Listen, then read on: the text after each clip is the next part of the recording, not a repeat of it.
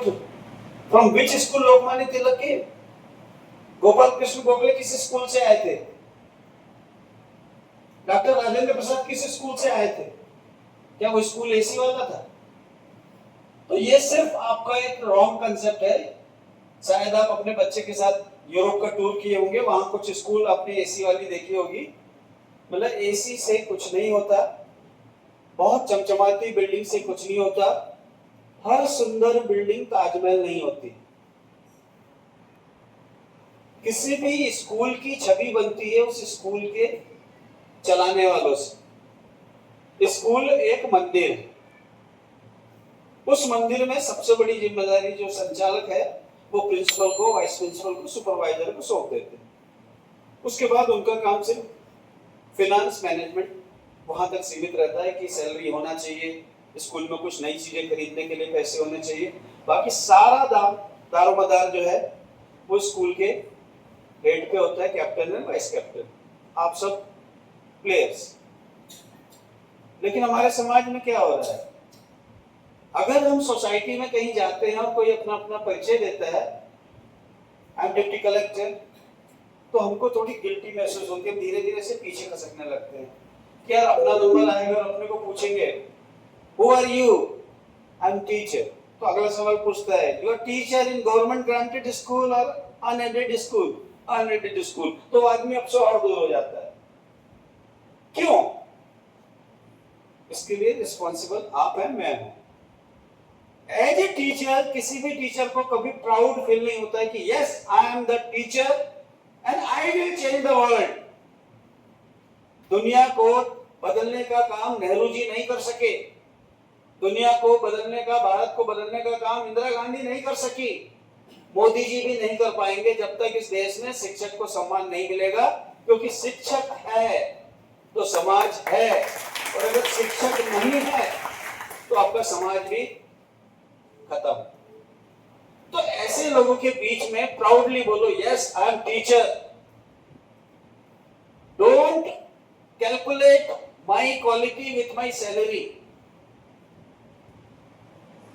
Clear? क्योंकि मैं जब पढ़ाता हूं तो बच्चा कलेक्टर बनता है, मैं जब पढ़ाता हूं तो बच्चा एमएलए एमपी बनता है, वो पढ़ाने वाले हम हैं। तो नेशनल एजुकेशन पॉलिसी में इस पे बहुत अच्छा काम हो रहा है। क्लियर? कि टीचर्स को समय समय पर एक रिफ्रेशमेंट चाहिए, एक ट्रेनिंग चाहिए। उसके पीछे लॉजिक क्या है? जो चीजें वो भूल गए हैं, यू नो एवरीथिंग। ऐसा नहीं कि आपके स्कूल में एक्टिविटी बेस्ड टीचिंग आज से पहले नहीं होती थी। जिस दिन ये स्कूल खुला था उस दिन से एक्टिविटी बेस्ड आपके स्कूल में टीचिंग होती होगी, तब ये स्कूल इतना शानदार स्कूल बना है। जब मैं अंदर आया आपके स्कूल में और जिस तरीके से टीचर एक साइड बैठे हुए थे, एक साइड बच्चे बैठे हुए थे, तो हमें समझ में आया कि how much precautions you are taking. बच्चों को हैंड ओवर करने के लिए आप कितनी मेहनत करके बैठे हैं वहां। That is the responsibility of the teacher. जब मैं अंदर गया तो मेरा सबसे पहले ध्यान गया सीसीटीवी कैमरेज में। इतने सारे सीसीटीवी कैमरेज मैंने भवंस के स्कूल में नहीं देखे, सेंटर पॉइंट में नहीं देखे, जो नागपुर के नामी स्कूल है जहाँ की फीस 1.25 लाख रुपए नर्सरी की फीस है। अब एक नया स्कूल खुला है, उसकी फीस नर्सरी की 3 लाख है। लोग देंगे इसलिए नहीं कि स्कूल बहुत अच्छी है, इसलिए कि अड़ोस पड़ोस को पता चलेगा कि मेरा बच्चा कहाँ जा रहा है, उस स्कूल में जिसकी फीस 3 लाख रुपए है। ये हमें बदलना है, ये सोच को हमें बदलना है। इसलिए हमने जो आज का टॉपिक रखा है, हमारा आज का टॉपिक है हैप्पी क्लासरूम। ओके? अभी मेरा काम मैं दिया था दो दिन। Okay. Now happy classroom means what? What do you mean by happy classroom? Can I use? Yes.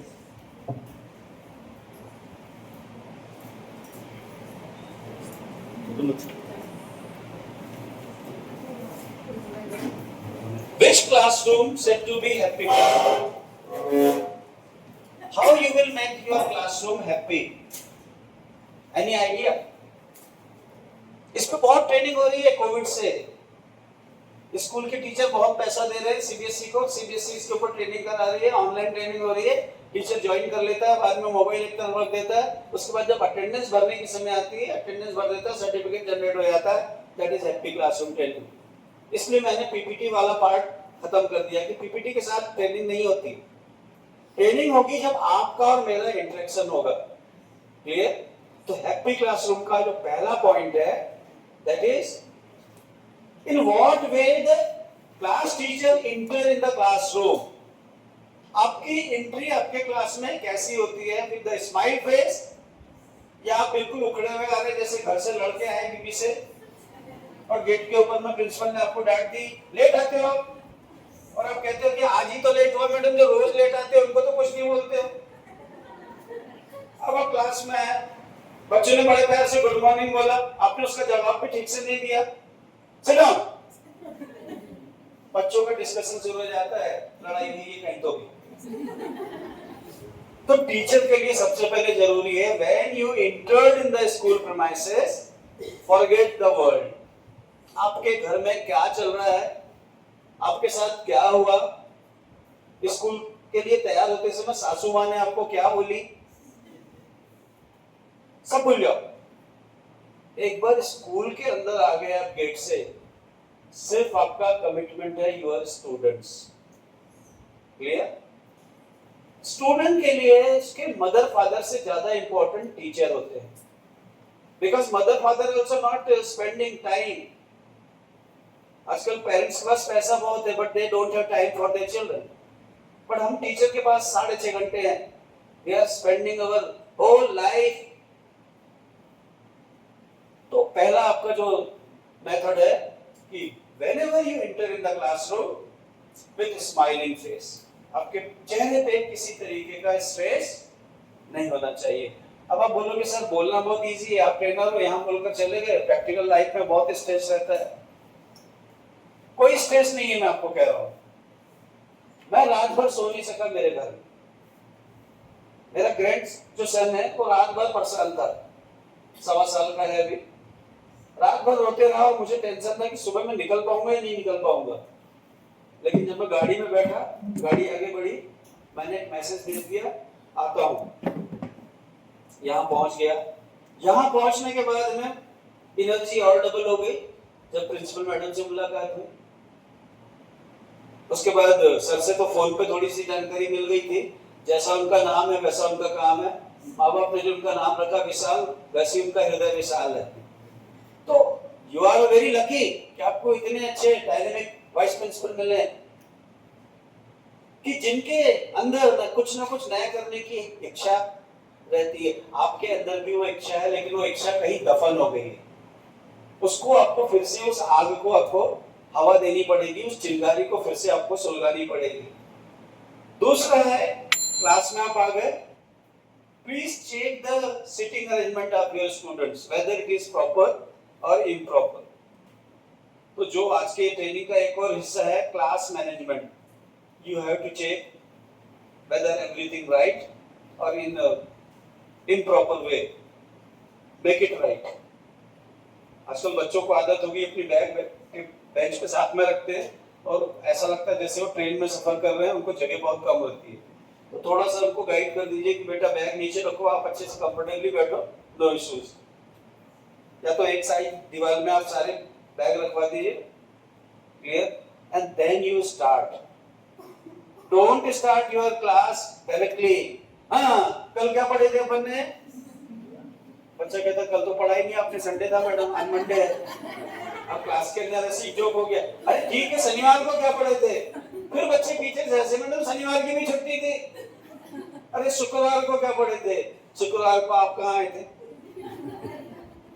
तो कई बार बेटर है कि बच्चों से पूछने के बजाय आप खुद बताइए आपने कल क्या पढ़ाया था। क्लियर? तो spend your valuable 2-3 minutes for the revision of the previous class. Serial सभी देखते हैं यहाँ, मुझे नहीं लगता आप में से कोई ऐसा होगा जो सीरियल नहीं देख रहा है। अभी तो नया फिर से चालू हो गया, सास भी कभी। तो सीरियल में रिकैप दिखाता है पहले और उसके बाद आगे क्या होने वाला वो बीच बीच में दिखाता है।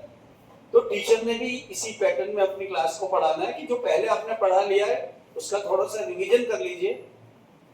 40 मिनट्स का आपका पीरियड है, but the real teaching is only of 20 minutes. उसके बाद के जो 20 मिनट्स है उसमें स्टूडेंट के साथ आपका इंटरेक्शन होना चाहिए। और फिर जब आप बोर्ड पे लिखते हो, बहुत सारे स्कूल में ये भी कंप्लेंट मिली, आखिरी के 6 मिनट बचते हैं तो टीचर स्पीड से पूरे बोर्ड पे लिख देती है क्वेश्चन आंसर, बेल बज जाती है, वो चली जाती है, दूसरा टीचर आता है मिटा देता है। तो पीटीएम में एक कंप्लेंट ये भी आती है कि हमारा बच्चा स्कूल तो जाता है लेकिन क्लास वर्क कंप्लीट करके नहीं आता है। प्रिंसिपल को अगर ये चीज समझ में आ गई तो वार्निंग मिल जाएगी टीचर को। क्लियर? कि जब आपके पास 18 मिनट होते हैं तो 3 मिनट में लिखो, बाकी का टाइम बच्चों को नोट डाउन करने के लिए दो। और दूसरा, आपने जो पढ़ाया उसको आप मिटाकर चले जाइए। क्लियर? इसमें 2 फायदे हैं आपके। मान लीजिए आपने हैप्पी क्लासरूम में मैंने स्पेलिंग रॉन्ग लिख दी रूम की, और अगला पीरियड जिस टीचर का है उससे आपका ऐसा है, वो उसकी फोटो देगा, वाइस प्रिंसिपल सर को देगा, फिर प्रिंसिपल मैडम को देगा, और ज्यादा एक्साइटेड हुआ तो पेरेंट्स को भी भेज देगा। See how the teachers are teaching in my school. तो बेटर है, बचना है आपको टेंशन से। तो जितना आपने लिखाया था, क्लास खत्म हो गई, मिटा दो, बाद में चले जाओ बाहर। अब चौथा पॉइंट आ रहा है जो सबसे इंपॉर्टेंट है, which movie you enjoy in your life. कौन सी पिक्चर आपको अच्छी लगती है, जिसकी स्टोरी अच्छी है, फास्ट है, या जो स्लो चल रही है जिसको हम आर्ट मूवी कहते हैं। दोनों में फर्क है ना? आर्ट मूवी में ओमपुरी सीढ़ी से उतर रहा है, उतरते उतरते 3 मिनट हो गए उसको तीसरी सीढ़ी में, पहले 2 पैर दिखाएंगे, फिर 1 पैर दिखाएंगे, फिर पंखे का आवाज आएगा, पंखा चल रहा है, उसके बाद वो आएगा। जो फीचर फिल्म देखने वाले हैं उसमें फास्ट होता है। तो हमको हमारी स्कूल के अंदर में आर्ट मूवी नहीं चलाना है, हमारी मूवी थोड़ी फीचर मूवी जैसी होना चाहिए। तो आपकी स्टोरी मींस व्हाट, मैंने फिल्म में तो कहा स्टोरी अच्छी होनी चाहिए, उसका डायरेक्शन अच्छा होना चाहिए, उसका म्यूजिक अच्छा होना चाहिए, उसके गाने अच्छा होना चाहिए, उसको किरदार निभाने वाले अच्छा होना चाहिए। लेकिन आपकी क्लासरूम में you are the hero, you are the heroine, you are the producer, you are the director, you are the, सब कुछ आप है। ये तो आप कितनी तैयारी करके अपने क्लास में आते हैं, that is very very important. बच्चों के सामने हमको गिल्टी महसूस नहीं होना चाहिए, क्योंकि बच्चे आजकल के बहुत स्मार्ट हैं। Clear? If you give the homework 3 questions, नहीं आ रहा है उसको तो टाइम वेस्ट नहीं करेगा, गूगल पे क्वेश्चन डाल देगा, आंसर लिख लेगा। क्लियर? और जानबूझ के टीचर से एक क्वेश्चन करेगा दूसरे दिन क्लास में, madam I tried to my level best but third question is very difficult, can you tell.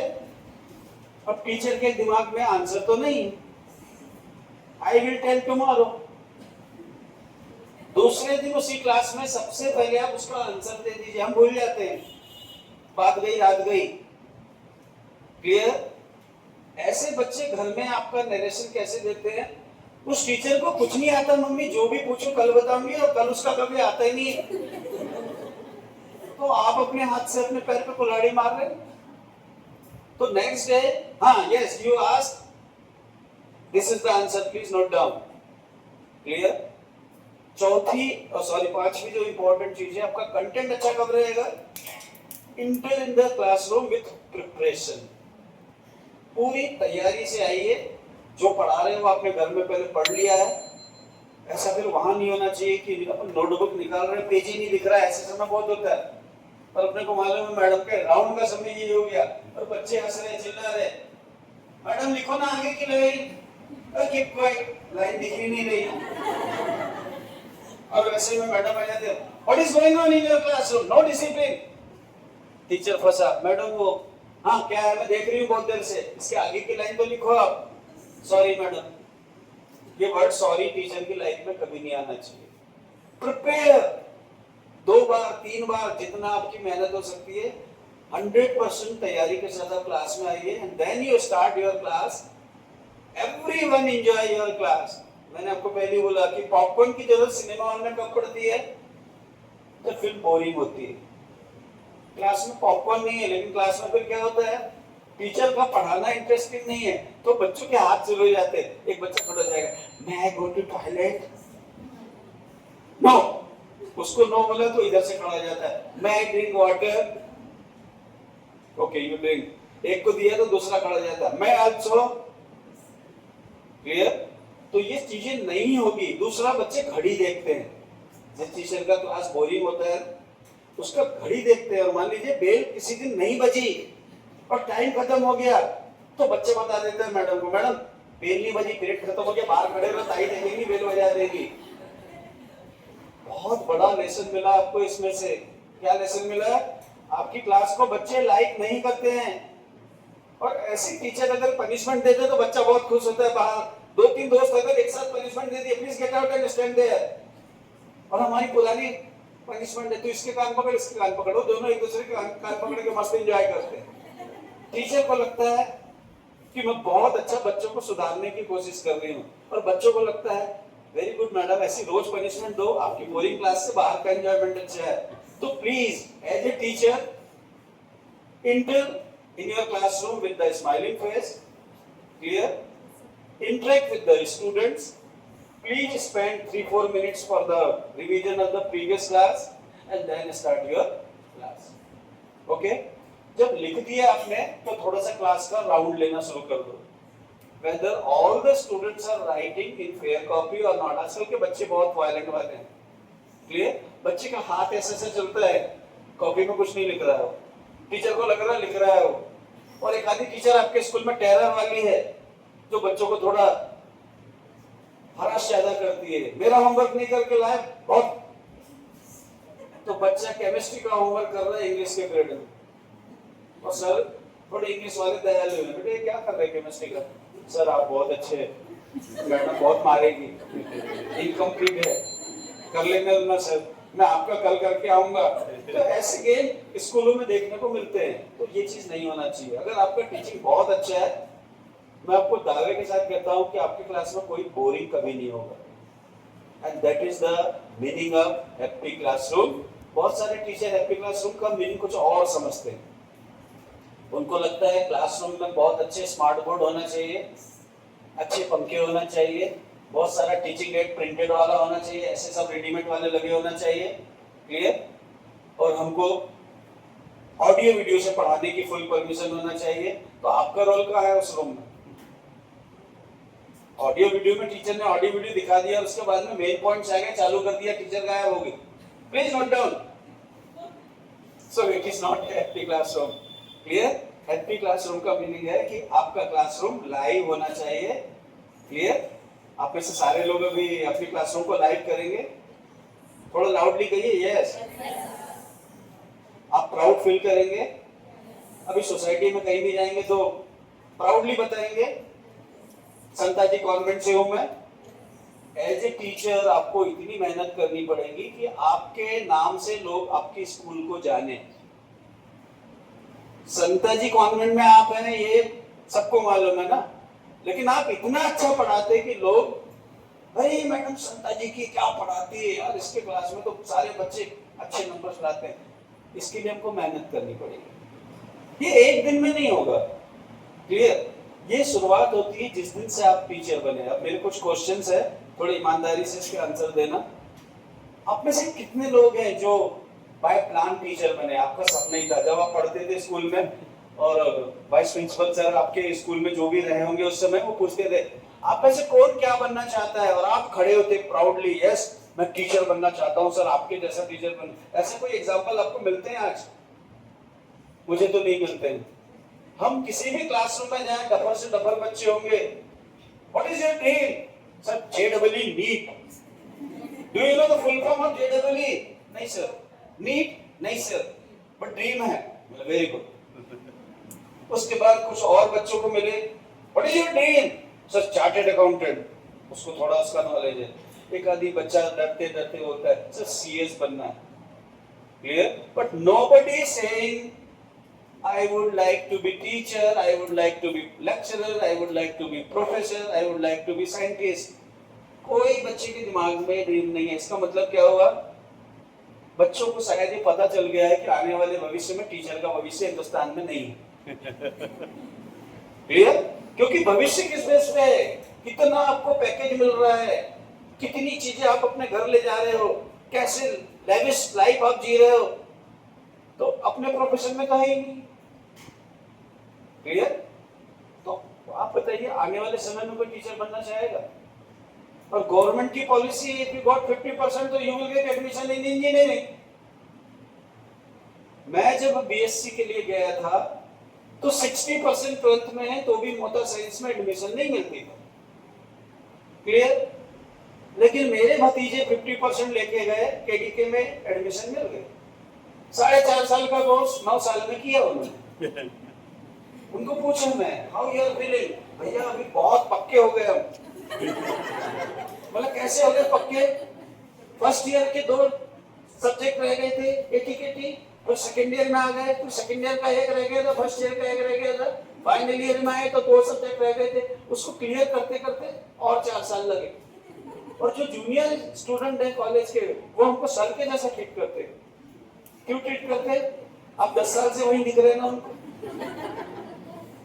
Clear? अब मेरे को बताइए, प्रोफेशनल कोर्स में यदि कोई व्यक्ति सिंगल अटेम्प्ट में अपनी डिग्री नहीं ले पा रहा है तो उसका कैलिबर क्या होगा? And that is the reason 22 lakhs engineers in India are unemployed. 22 lakh engineer unemployed हैं और अब वो अप्लाई कर रहे हैं स्कूल में कि मैडम मैथ्स पढ़ा लूंगा, साइंस पढ़ा लूंगा, मेरी इंग्लिश भी पढ़ा लूंगा, 5,000, 6,000, 10,000 जो भी देना दे दो, क्योंकि कुछ नहीं मिल रहा है मुझे। इतनी दयनीय स्थिति आई है। तो हमारा एनसीएफ अगर ईमानदारी से इंप्लीमेंट हुआ होता 2004 में तो ये नौबत नहीं आती। 2010 में गवर्नमेंट को याद आई हमारे देश में बच्चे पढ़े हुए नहीं है, तो एक बहुत सुंदर प्रोग्राम चला, स्कूल चले हम, उसमें ईयर भी फिक्स हो गया भाई, ईयर 2010 एवरीवन एजुकेटेड। क्लियर? आज भी हमारे हिंदुस्तान में लिटरेसी रेट 61% है, इससे ज्यादा नहीं हो पाया। क्लियर? और स्किल्ड वर्कर कितना होगा बताइए मुझे हिंदुस्तान में? थोड़ा गेसिंग करिए आप। स्किल्ड, हम स्किल्ड वर्कर में ही आते हैं, कितने परसेंट होगा? इंडिया का पॉपुलेशन 140 है। How much percent skilled people in India? It is just 2.4%। तो मैं तो कहता हूं अनस्किल्ड से अगर इतना डेवलपमेंट हो गया यार, मोदी जी सीना ठोक कर अपना 56 इंच का कह रहे हैं कि 4th largest economy in the world, 2.5। वही छोटा सा देश है साउथ कोरिया, उनका स्किल्ड का जो रेशो है it is 72.8%। Every person skilled, चाहे वो इलेक्ट्रीशियन हो, प्लम्बर हो, कारपेंटर हो, टीचर हो, मैकेनिक हो, सारे स्किल्ड है। हमारे यहाँ नहीं है। हमारे यहाँ एक इलेक्ट्रीशियन जो काम करते करते बन जाता है, जिसको थोड़े बहुत फ्यूज वगैरह लगाने आते हैं, वो अपने घर आता है, उसको टीवी के लिए बुला लेते हैं हम कि भैया टीवी बिगड़ गई है, शोरूम वाले को बुलाओ, तो 250 रुपए लेता है विजिटिंग फीस, आप आ जाओ देख लो। क्या करता है वो? पहले तो आके बराबर टीवी को सब मार के देखता है। क्योंकि इंडिया में लोगों ने ये भी किया, जिस समय एंटेना वाला सिस्टम था तो एक आदमी ऊपर रहता था, मम्मी एंटेना इधर घुमाया, पकड़ा गया, हाँ, तो अगर उसने हाथ मारा और टीवी चालू हो गई तो फिर वो टाइम पास करता है, क्योंकि उसको 50 रुपए लेना है आपसे। लेकिन जो इलेक्ट्रीशियन है स्किल्ड, वो हाथ लगाने के 250 लेता है। इसने गलती से कुछ और चीज खोल दिया तो कई बार वो खोल कर चले जाता है, कहता है पैसे मत दो, खोलना आता है मुझे, लगाना वापस नहीं आता है। अभी आप किसी अच्छे व्यक्ति को बुला के लगवा लेना, I am very sorry. Plumber को बुलाया आपने, जो प्लम्बर है ही नहीं, छोटे मोटे नल ठीक करता होगा जो सिंपल वाले हैं। अब आपके घर में जैगवार कंपनी के नल हैं, रोका कंपनी के नल है, एक एक नल 3-3, 4-4 हजार के आते हो। उसने अपने वही दिमाग से हथौड़ी मारा उस पे, नल के 2 टुकड़े हो गए कि नल बदलना पड़ेगा। कितने का आएगा? 2,500 का। अब तो जान निकल जाती है, भैया 4 नल दिखाना था, एक में ही हो गया हमारा, अब एक को रहने दो, हम देखेंगे बाद में। तो अपने देश में मैक्सिमम काम इस तरीके से हो रहे हैं। क्लियर? थोड़ा सा और दर्द होता है। अभी एक प्रोग्राम में मैं गया था, वहाँ टॉपिक था value education in schools.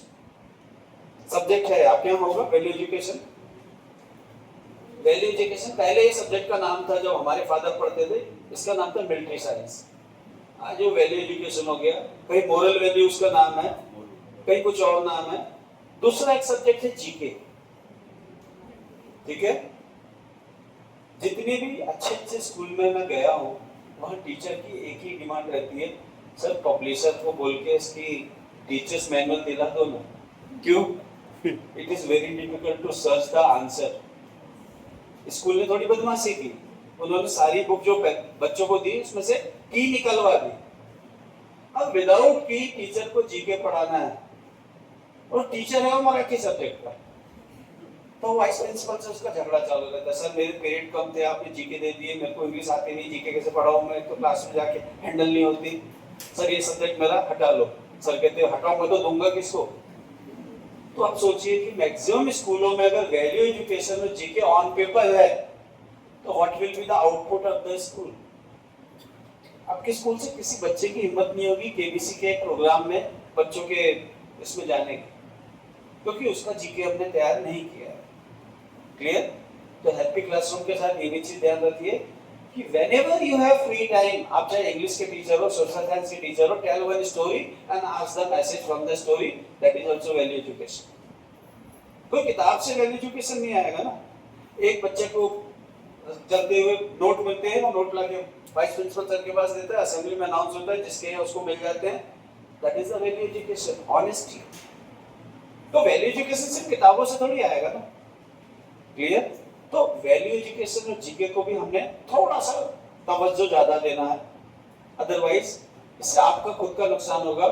CTET और टीईटी में आप कभी नहीं निकलेंगे।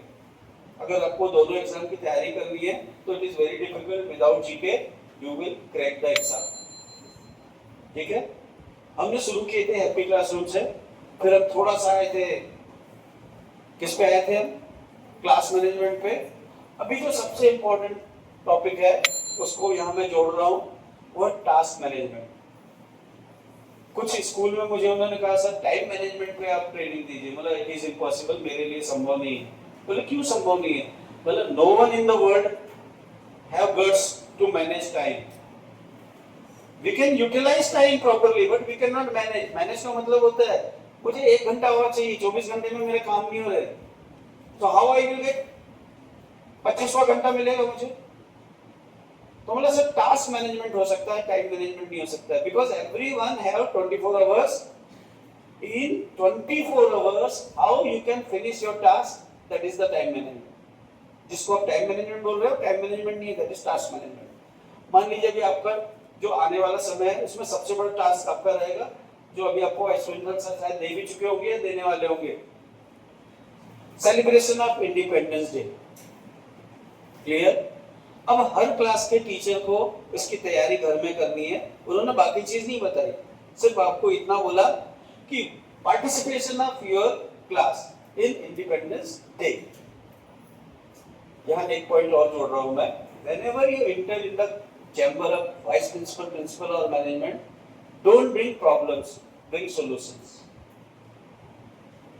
हमारी हिंदुस्तान की सबसे बुरी आदत है, we are expert in blaming game।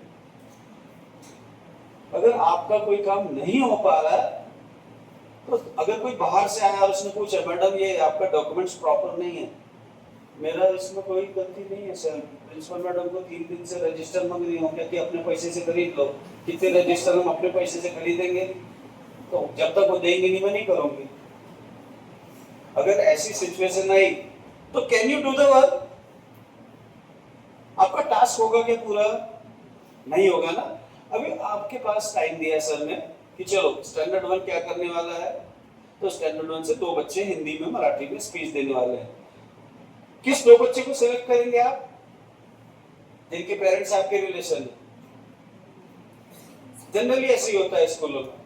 Teacher को सबसे इजी तरीका होता है कि जिसके बच्चे स्मार्ट है, जिसकी मम्मी घर में प्रिपेयर कर सकती है, it is better to select that boy and that girl जो दिखने में भी थोड़ा सुंदर है, क्योंकि पोडियम पे जब वो खड़ा रहेगा तो लोगों को लगना चाहिए वाह ब्यूटीफुल गर्ल। अब एक आधी बेचारी लड़की है, नाक बहरी है, सांवली है, मैडम मैडम मेरे को भी स्पीच देना है 15 अगस्त का, मैंने लिख कर लाया है। हम उसका स्पीच सुनने को भी तैयार नहीं है। तो यहाँ आपको एक मेथड यूज करनी है, टेक द कंप्लीशन, 7 तारीख के पहले कंप्लीशन कर लीजिए, speech completion in your class. सारे बच्चों को स्पीच देने के लिए 1 मिनट दे दीजिए। 40 बच्चे हैं तो उसमें से 20 तो बोलेंगे ही नहीं, 20 बोलेंगे। क्लियर? उसमें से जो बेस्ट होगा उसको सिलेक्ट कर लीजिए। आप पेरेंट को बता सकोगे, we have given the opportunity to everyone but your child is not interested, so it is very difficult to select the best. But आपने किसी को चांस ही नहीं दिया। ठीक है, यही चीज होता है डांस एक्टिविटीज में, उसमें भी हम सिलेक्टेड बच्चे चुनते हैं। क्लियर? क्यों? एक आदि ड्रामा आप कर रहे हो, सिलेक्टेड बच्चे। कुछ पेरेंट्स इसलिए इंटरेस्ट नहीं लेते हैं, कॉस्ट्यूम की फीस ज्यादा आ रही है। उसका भी तरीका बताता हूँ। I was in school of scholars, 250 बच्चे थे हमारे स्टैंडर्ड 5th में। उसमें से नियरली 120 बच्चों के पेरेंट ने कहा हमारा बच्चा उस दिन नहीं आएगा, एक दिन के प्रोग्राम के लिए 700 रुपए देना कॉस्ट्यूम का। हमें बोला ठीक है यार, आपसे 700 रुपए नहीं लेंगे, आपका बच्चा आएगा और पार्टिसिपेट करेगा। कैसे पार्टिसिपेट करेगा? शिवाजी महाराज जब आ रहे हैं स्टेज पर तो जनता भी तो रहेगी ना गांव की, तो दोनों साइड में बच्चे खड़े रहेंगे और वो सिर्फ फूल डालेंगे और नारे लगाएंगे, बोलो छत्रपति शिवाजी महाराज की। वीडियो में आ गया उनका भी फोटो। जब एनुअल फंक्शन या कोई कंसर्ट आप टीवी पे दिखा रहे हो तो उनके भी बच्चे हैं ना, without giving anything and they also enjoying जय। 100% पार्टिसिपेशन होना चाहिए। ये है नेशनल एजुकेशन पॉलिसी का एक पार्ट। क्लियर? कि do not ignore any student, give opportunity to everyone, because ultimately you have to select the hidden talent. You are searching the hidden talent, उनके अंदर क्या प्रतिभा है वो ढूंढना है और उसको आपको पॉलिश करके हीरा बनाना है। तो when you are giving the opportunity, then only you are able to do something. Yes or no? Otherwise it is possible है क्या? मुझे बताइए, पॉसिबल है? नहीं है। आपके स्कूल का स्ट्रेंथ अगर 800 है या 1000 है, इज इट पॉसिबल? 1 घंटे का प्रोग्राम है ना, टास्क मैनेजमेंट में आपको 1 आवर दिया है, उसमें पहले 15 मिनट प्रस्तावना, जो प्रमुख अतिथि है उनका स्वागत सत्कार, उसके बाद बाकी का कार्यक्रम। तो उस समय के अंतर्गत आप कौन सी बेस्ट चीज दिखा सकते हो, that is very very important. Clear? But parent को भी दुखी नहीं करना है, तो क्लास वाइज आप कंपटीशन क्लास में करा लीजिए। क्लियर? उसको सीबीएसई ने नाम दिया है curriculum enrichment activity. Are you getting my points? If it is a speech competition तो स्पीच हो गया, if it is a patriotic song competition सारे बच्चों को गाने के लिए बोल दीजिए आप, एक एक स्टैंजा गाओ, टीचर उसके नंबर लिखते जा रही है। क्लियर? उसमें जिसका आपको अच्छा लगा उसको फिर से सबके सामने गाने को लगा दो और बाकी बच्चों से पूछो इसने आपसे अच्छा गाया, वो खुद ही बोलेंगे यस मैडम, फैंटास्टिक, हो गया सिलेक्शन। तो कोई नाराज नहीं होगा, आपके ऊपर आरोप नहीं लगेंगे। तो मुझे आइडिया नहीं है मैडम आपके साथ क्या होता है, लेकिन मैं जब जहां था तो मेरे यहाँ मैक्सिमम जो फीमेल पेरेंट्स हैं जिनके पास भरपूर टाइम है, वो अपने छोटे बच्चे को जरूर साथ में लेके आती थी, 2 साल का है, 2.5 साल का है, और उसके हाथ में बड़ा वाला लैपटॉप या टैबलेट या फोन, और वो मेरे चेयर पे बैठ के खेल रहा है और हमारा ध्यान उधर है बार बार, और फिर हमको उसको पेरेंट्स को बोलना पड़ता था। आरोप क्या है उनका? Your school is not taking care of my ward, is not doing anything. हमने उनको पूछा what you are doing at your home with your ward, कि मेरे पास समय नहीं है, वी आर पेइंग फीस, आपकी फीस तो मैं तो उतना प्रॉब्लम नहीं है, but those are paying 40,000 50,000 fees, और उनके स्कूल में अगर किसी की कंप्लेंट आई तो इट इज वेरी हॉरिबल। तो पेरेंट्स के अंदर एक नया एटीट्यूड आ गया, we are paying fees, it is not our duty. Clear? It is your duty. 6.5 घंटे बच्चा आपके स्कूल में रहता है, आपको पढ़ाना है, आपको तैयार करना है, आपको उसको काबिल बनाना है, it is not our duty. अगर उसको कहे कि sir you are the father of the child, एक ही बच्चा है, हफ्ते में एक दिन उसके साथ आप 10-15 मिनट दीजिए, मेरे पास टाइम नहीं सर, मैं बहुत बिजी हूँ, फिर हमें थोड़ी सी लैंग्वेज अपनी चेंज करनी पड़ती। सर आप मोदी जी हैं? बोले नहीं। आप नितिन गडकरी हैं? बोले नहीं। मतलब गडकरी साहब भी अपने घर में आने के बाद में 7 बजे के बाद फोन को एक कोने में रख देते हैं, जो उनके जितने बच्चे हैं घर में, ग्रैंड चिल्ड्रन, उनके साथ एंजॉय करते हैं, और उनकी वाइफ को, कंचन गडकरी जी को मालूम है कि इस कंडीशन में किसी का भी फोन आ जाए वो फोन नहीं उठाते, वो बाद में बात करते हैं। ये मॉरल ड्यूटी है हमारी ना। If as a mother and father you are not spending a single minute with your ward, जिनके पास पैसे नहीं है वो थोड़ा बहुत समय दे भी देते हैं, जिनके पास पैसा है बच्चा सिर्फ पूछता है, मैडम ने 500 रुपये मंगाया है प्रोग्राम के लिए, 600 रुपये देते पापा, 100 रुपये और रख लो, बच्चा खुश। बच्चे को सिर्फ पैसा नहीं चाहिए आपसे, he is waiting for your time. Clear? Dining table पर हम घर में डिस्कस कर सकते हैं। एक टाइम का खाना तो पूरी फैमिली ने मिलकर खाना चाहिए, लेकिन वहां भी थाली में खाना होता है और हाथ में मोबाइल होता है। It's a horrible seen in all Indian families. Clear? तो इससे भी हमें बचना है। अब पेरेंट्स को सारी चीज अगर बोले ना तो पेरेंट्स का फिर एक ही क्वेश्चन रहता है, उसका आंसर हम लोग नहीं दे सकते, प्राइवेट स्कूल वाले, टीसी दे दो। और इतना ही नहीं बोलता है, उसकी धमकी में तो अच्छी और भी पेरेंट्स हैं मेरे दोस्त, वो भी कह रहे थे ये स्कूल में आजकल पढ़ाई कुछ नहीं होती है, चलो टीसी ले लेंगे। किस लिए टीसी ले लेंगे? क्योंकि आपको घर में वो बच्चों को ध्यान देने के लिए कह रहे हैं। बच्चा साथ में है, थैंक्स टू ऐसे भी बच्चे हैं सच्चे मन के, पापा मेरी मैडम बहुत अच्छा पढ़ाती है, वैसे कैसे बोल रहे स्कूल में पढ़ाई नहीं होती है? हो गया, वहां पोल खुल गई। आई एम सॉरी सर, मेरा इंटेंशन वो नहीं था। मतलब ओके, इट्स ऑल राइट। बच्चे को बोल थैंक यू बेटा। काश ऐसे हर बच्चे होते जो हमारी इज्जत बचा लेते। अदरवाइज मुझे बताओ, आप पेरेंट्स हो और घर में आप कह रहे हो आपका स्कूल खराब है, आपका स्कूल बहुत खराब है, वाइस प्रिंसिपल का अलग डायरेक्शन रहता है, प्रिंसिपल का अलग डायरेक्शन रहता है, आपके स्कूल में कुछ नहीं होता है। बच्चा मेरे जैसा है, थोड़ा रिवॉल्यूशनरी, मम्मी पैदा हुआ था मैं कि कूड़े से लाए थे? मैं बोले पैदा हुए थे। मेरा स्कूल खराब है, मेरी वाइस प्रिंसिपल खराब है, मेरी मैडम खराब है, तो मेरे को झक मारने को भेजा है वहां। It is our moral duty in front of our children, don't criticize school and teachers. यही आपके ऊपर भी लागू होता है, आपके भी बच्चे हैं चाहे वो दूसरे स्कूल में जाते होंगे, don't discuss anything about your school. Clear? Problems हर जगह हैं, कहीं कम है कहीं ज्यादा है, but in front of others do not criticise your management. Clear? एक अभी नई क्रांति शुरू हुई है अपने महाराष्ट्र में, सितंबर मंथ में मुझे वहां इनवाइट किया उन्होंने। द नेम इज शिक्षक क्रांति। आपके साथ थोड़ी सी चीज उसकी भी शेयर कर रहा हूँ, because it is also the part of your happy classroom. शिक्षक क्रांति जो फ्रंट बना है वो अपनी मैनेजमेंट से नहीं लड़ रहा है। यहाँ सबको बता दूं मैं, ये तो प्रिंसिपल और प्रिंसिपल सर बोलेंगे आपके हमारे टीचर को भड़का के जा रहे हो। किसी भी स्कूल में शिक्षक क्रांति की लड़ाई स्कूल मैनेजमेंट से नहीं है। हमारी लड़ाई महाराष्ट्र सरकार से और केंद्र सरकार से। और हम उनसे क्या लड़ाई लड़ रहे हैं कि जितने भी प्राइवेट स्कूल्स के टीचर हैं, मेरे पास पूरा डाटा है, महाराष्ट्र के अंदर में नियरली 68.7% बच्चों को प्राइवेट स्कूल्स के टीचर पढ़ा रहे हैं। क्लियर? और जिन स्कूल में 100% ग्रांट है, जहाँ अच्छी सैलरी लाखों में है, वहां बच्चों की संख्या 10, 12, 4, 5, 6, 9, 8 ऐसी है। तो हमारी लड़ाई उनके विरुद्ध भी नहीं है, हमारी लड़ाई गवर्नमेंट से सिर्फ ये है कि हमारे टीचर को एक फॉर्म भरवाइए आप जिस स्कूल में भी वो पढ़ा रहा है, और डायरेक्ट आप एक 20% का अमाउंट उसके अकाउंट में डाल दीजिए, जस्ट लाइक लाडली बहन योजना।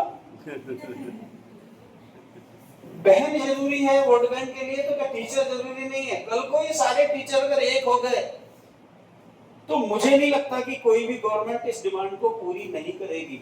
इसमें दूसरी भी हमारी डिमांड है, जब प्राइवेट स्कूल का टीचर 55 इयर्स का होता है तो उसको किसी गवर्नमेंट स्कूल में 3 साल के लिए नौकरी दे दीजिए, जहां उसको गवर्नमेंट की सैलरी मिलेगी। रिटायर हो गया वो 58 में, उसके बाद वो बुढ़ापा जी पाएगा। Otherwise it is impossible for all the teachers in private schools. हम बूढ़े होने के बाद में अपने आप को बचा भी पाएंगे, इसकी कोई गारंटी नहीं है। तो ये हमने बनाया है, इसके पीछे हमारा लॉजिक एक ही है कि हमें हमारे शिक्षक को उसका सम्मान दिलाना। अपनी ड्यूटी बड़ी है या उनकी ड्यूटी बड़ी, मुझे बताइए। We the teachers in private schools with our limited funds, we are producing 68% educated children and we are not getting anything from government. Clear? तो ये हम अपने महाराष्ट्र में 18 जिलों में इसका हो गया है काम and they are inviting in the September month 5 सितंबर को ईद है इसलिए उस दिन हम ना करके हम 7 सितंबर को ये प्रोग्राम अमरावती में करने जा रहे हैं. क्लियर? तो मकसद क्या है? हमें सिर्फ टीचर को मोटिवेट करना है कि जो टीचर आज डीमोटिवेट हो रहे हैं ना, टीचर के दिमाग में क्या आ रहा है कि स्कूल के जॉब से कुछ होना नहीं है भविष्य में, कुछ और सोचो. अगर सारे अच्छे टीचर ऐसा सोच सोच के स्कूल छोड़कर चले गए तो स्कूल में टीचर कहां से मिलेंगे ये बताइए मुझे. We have to think how we can groom the teachers. जरूरी नहीं है सारे टीचर फराटेदार इंग्लिश बोलेंगे तो ही वो अच्छे टीचर कहलाएंगे. क्लियर? वैसे भी आपकी नेशनल एजुकेशन पॉलिसी कहती है it is better to teach in mother tongue and then in regional and then English and then Hindi. अब महाराष्ट्र में अगर मैक्सिमम बच्चों की मदर टंग मराठी है तो 4th तक पहले मराठी में पढ़ा दो, बाद में इंग्लिश और हिंदी में समझा दो. Nothing wrong. क्लियर? लेकिन हमारा समाज किसको रिस्पेक्ट देता है? If you are able to speak good English, then only you are a good teacher. Otherwise, no. लेकिन एनुअल फंक्शन के दिन हमको हिंदी और मराठी टीचर की सबसे ज्यादा याद आती है. क्यों? पूरे प्रोग्राम हमारे हिंदी मराठी में रहते हैं. अगर हमने शेक्सपियर का ड्रामा रखे ना तो जो पहली लाइन में पेरेंट्स बैठे हैं वो अपना मोबाइल खेलना शुरू कर देंगे because they are unable to understand a single dialogue of the. Clear? लेकिन वहीं आप जानता राजा का प्रोग्राम रखो बोला, ऑडियंस में से तालियां बजेगी. क्लियर? संतों की भूमि महाराष्ट्र, इसके ऊपर एक नाटक रखो, सारे संत के कैरेक्टर मिला के एक पॉजिटिव संदेश वाला मैसेज आखिरी में जाना चाहिए. Every parent will enjoy. Clear? जो कल्चर हमारा खत्म हो रहा है, students are not giving respect and parents are also not giving respect to their parents. आज बूढ़े पेरेंट्स वृद्धाश्रम में जा रहे हैं, इसके ऊपर नाटक रखो. आप हिंदी में हो मराठी में हो लेकिन मैसेज क्या जाएगा? द चाइल्ड अपने पेरेंट्स को जो सामने की रो में मदर फादर बैठे उनको रियलाइज कर देता है कि papa what you are doing with your my grandpapa I will do the same with you. Clear? तो प्लीज रियलाइज वैल्यू एजुकेशन में when you are not following the rule how you are expecting कि इतना पढ़ाकर मुझसे आप उम्मीद करते हो कि मैं भी आपकी सेवा करूंगा. तो आपको सेवा करना है. ये संस्कार घर में बच्चों को दिखना चाहिए कि you are giving respect to your grandparents, चाहे दादा हो, दादी हो, ताऊ हो, ताई हो, जो भी हो. बिकॉज एक दूसरे को देखकर ही क्रांति होती है घर में. If no one is giving respect, nucleus family, joint family तो खत्म हो गई अभी. All educated husband and wife they are fighting with each other just like dogs.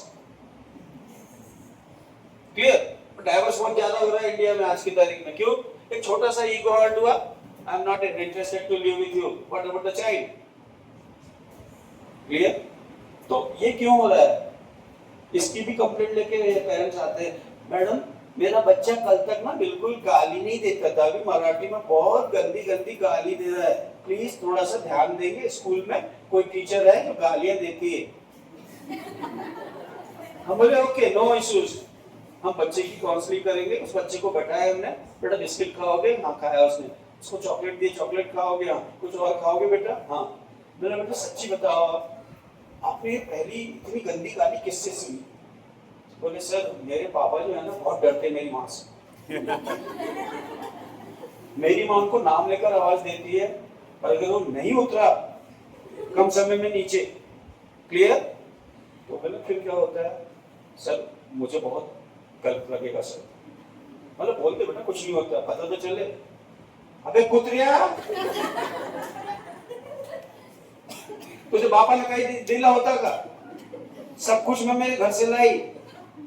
एक साड़ी तो दे नहीं सका, 7 साल से तेरे घर में रह रही, चौका बर्तन सब कर रही हूँ, खाना बना रही, सब कर रही. अब बच्चे ने अपनी बहन को बोला अरे कुतरी, तो सीखा कहाँ उसने? हमने उस बच्चे को बोले बेटा अब तुम्हारे पेरेंट कल आने वाले हैं, जो 4 गालियां आपने सीखी है ना पापा से मम्मी से, वो चारों गालियां पूरा डब्बे सीसीटीवी लगा रिकॉर्डिंग होगा. आए पेरेंट, सर आपने इंक्वायरी की? मतलब हाँ सर इंक्वायरी की। मेरी एक टीचर है वो थोड़ा सा बोलती है लेकिन गाली नहीं है। बेटा अगर तुम नहीं पढ़ोगे ना तो लंच अवर में तुमको खाने नहीं दूंगी, पहले पढ़ने को लगाऊंगी, होमवर्क पूरा कंप्लीट करना। मतलब गाली है? नहीं है। सर वो ये गाली नहीं है। तो कौन सी गाली दिया था आप बताओ? बोले घर में कुतरे कुतरे बोलते हैं आपस में भाई भाई। इतना मैं बोल ही रहा था, बच्चे को तो पहले से सिखा दिया था। मतलब एज ए टीचर अपने को ड्रामा आना चाहिए ना। We are the actor. Sir sir मैं आई से समथिंग, मतलब यस बेटा बोलो वेलकम। बोले सर ये दोनों गाली ना ये आपस में एक दूसरे को देते हैं और हम बीच में जाते तो ढकेल देते। Sorry sir. मतलब थैंक्स, आपको रियलाइज हो गया। एक भी टीचर मेरे स्कूल में गाली देने वाली नहीं है। 19-20 हो सकता है पढ़ाना, लेकिन हमारे स्कूल में ऐसे टीचर नहीं है जो बच्चों के सामने गाली देंगे। मैं टीचर को भी बुलाता हूँ, एक बार उनको भी सॉरी बोल दो जो आपने ब्लेम लगाया है। क्लियर? बिकॉज टीचर हर्ट हुआ, उसका मोरल डाउन हो जाएगा। She can't do any good thing in school. तो ये हमको पता करना है। अब एक चीज पे और हम आ रहे हैं, how you call the student in your classroom? किसी बच्चे को आपको बुलाना है तो कैसे बुलाते हो? बेटा बोलते हो, ठीक है बेटा बोलो बेटी बोलो, लेकिन इससे अच्छा है उसका ओरिजिनल नाम अगर टीचर को मालूम है। क्लियर? जिस स्कूल में टीचर को सारे बच्चों के पूरे नाम याद है वो टीचर सबसे अच्छा टीचर। क्लियर? और किसी स्कूल में टीचर का जो स्टाइल है वो भी बता रहा हूँ आपको, कि बच्चे भी वो नकल करते हैं। Stand up you. टीचर ने चश्मा लगाया है, बच्चे उसकी अच्छी कॉमेडी लेते हैं। जिसकी तरफ मैं उंगली कर रहा हूँ उसके बगल वाली खड़ी होती है, मैं यू सिट डाउन यू। वो जानबूझ के खड़ी नहीं हो रही, क्योंकि आप ये चुटकी बजा के हमने क्लास में, हाँ बच्चों के लिए तो प्रॉब्लम है। आज की तारीख में बच्चे अपने टीचर के नाम, प्रिंसिपल के नाम बहुत सारे स्कूल में नहीं बता पाते किसी को। क्यों? उसका भी कारण बताता हूँ। सर हमारे स्कूल में 3-4 महीने में या तो प्रिंसिपल चले जाते या टीचर चली जाती, तो किस किस का नाम याद करेंगे हम? मतलब बेटे तेरी गलती नहीं है। जैसा राजकारण अपने महाराष्ट्र में है वैसा राजकारण अपने स्कूलों में भी हो रहा है। कल तक उद्धव ठाकरे थे, फिर फडणवीस आ गए, मैं पुन्हा येणार, फिर एकनाथ शिंदे जी कहते हैं मी पण येणार। तो बच्चे किस किस को याद रखेंगे? लेकिन टीचर के लिए बच्चों को याद रखना बहुत जरूरी है। इससे बच्चों को थोड़ा सा मोटिवेशन मिलता है कि my teacher know my name. और कुछ टीचर उनके नाम बिगाड़ देते हैं। एक भी बच्चा पांडे सरनेम का नहीं है। वो टीचर को कुछ सरनेम भाभी जी देखते होंगे, वो उसमें मिश्रा जी, तिवारी जी, दो के बीच का पूरा सीरियल है। पांडे खड़े हो जाओ। अब बच्चे सारे सहमे हुए, पांडे को यही नहीं किसको बोल रहे, सब एक दूसरे का चेहरा देख रहे हैं। फिर टीचर उसके पास गए, खड़े हो ना। सर मेरा सरनेम तो औचट है, पांडे नहीं है। सॉरी, मैं बच्चों को पांडे बोलकर, ठीक है। अब बच्चा भी अगर उसी तरीके से कर ले। एक बार एक बाहर से आए विजिट के लिए विजिटर्स, क्लास में कोई नहीं था, उन्होंने डायरेक्ट बच्चों को पूछा किसका पीरियड है? तो बच्चों ने टीचर का नाम नहीं बताया, क्योंकि वो टीचर बच्चों को गलत नाम से बुलाती थी। तो बच्चों ने भी उसका जो नाम रखे थे क्लास में, सर पिंकी मैडम का है। वो स्टाफ रूम में बैठी होगी, जब तक उसको जाके बुलाओ नहीं ना कभी नहीं आती हो। अब बेचारे हंस के परेशान है। वो प्यून को पूछ रहे, ताई को पूछ रहे टिंगी मैडम कौन है, वो भी हंस रही, सर मैं बुला के लाती हूँ। वो वहां से माता माई की जैसा आ रही है, वेरी सॉरी मैं भूल गई थी मेरा पीरियड है। अरे आपको रोज अगर आपका पीरियड याद नहीं आता है कौन सी क्लास में पढ़ाना है, तो स्कूल काय के लिए आ रहे हैं? क्लियर? तो बच्चों को अपना नाम भी आप बीच में एक बार अच्छे से बता दीजिए। क्लियर? आपका क्वालिफिकेशन उनको बता दीजिए। ये होना चाहिए, तभी हम फ्रेंडली एक दूसरे को समझ पाएंगे। दूसरा, kindly collect the data of the background of the children. ठीक है? उस बच्चे के पेरेंट्स क्या करते हैं, कभी कभी हम अंडरएस्टिमेट करते हैं। क्लियर? हमारे यहाँ एक दादाजी आते थे, वो कपड़े बहुत सादे पहन के आते थे अपने बच्चे को छोड़ने। तो उसको वॉचमैन ने थोड़ा गलत टोन पे बोला होगा। वो मेरे रूम में आए, मैं जानता था वो रिटायर्ड हेडमास्टर है एक स्कूल से। मतलब सर सॉरी, आप बैठ जाइए। बैठे हो, मैंने बाकी सारे स्टाफ को बुलाया, मतलब sir kindly take 10 minute session. वो सारे जो टीचर थे जो उनको अंडरस्टैंड समझते थे कि गांव का आदमी गांवटी आदमी इसको इंग्लिश पढ़ाना थोड़ी होता होगा, उसने टीचर की कोई वाट लगा दी। हर टीचर को खड़ा किया उन्होंने और क्या पूछा, introduce your name with adjective. अब टीचर खड़े हो रहे, बगल वाले को पूछ रहे एडजेक्टिव क्या होता है। तो उन्होंने अपना नाम बताया पहले, फिर मुझे पूछा कि चलो प्रिंसिपल सर को भी टेस्ट कर लो। बोला sir I am Rajendra revolutionary. तो बोले इन्होंने क्या बोला अभी, इनका कैरेक्टर आ गया इनके नाम के साथ कि ये क्रांतिकारी दिमाग वाले व्यक्ति हैं, इनको कोई भी गलत चीज पसंद नहीं होती स्कूल के अंदर में। तो सारे टीचर को उन्होंने समय दिया कि गूगल से सर्च करो आप आपके नाम को कौन सा।